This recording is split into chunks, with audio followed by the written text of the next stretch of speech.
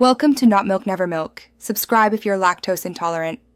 You start by prepping. Clear a flat table, wear gloves, and lay out a microfiber cloth plus distilled water and isopropyl.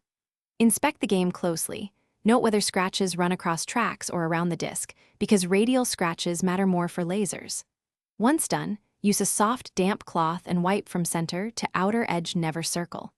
This first step removes oils and debris that mimic severe damage, and it primes the surface for the repair steps to follow. You now perform controlled buffing to smooth shallow scratches. Apply a pea-sized amount of non-gel toothpaste or a baking soda paste to the damaged area. This acts as a mild abrasive. Once applied, buff gently from the inner hole outward toward the rim, always center to edge, using light pressure for about 30 to 60 seconds per scratch. Then rinse thoroughly with distilled water, pat dry with a lint-free cloth, and inspect under bright light to confirm the scratch reduction before moving to testing.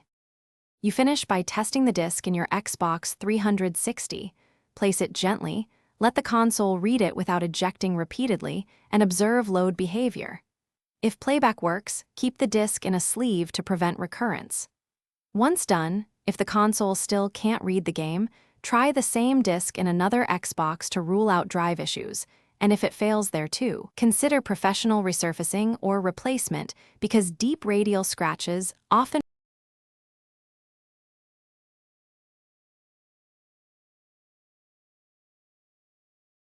Thanks for watching. If this was helpful, leave a like and consider subscribing. See you next time.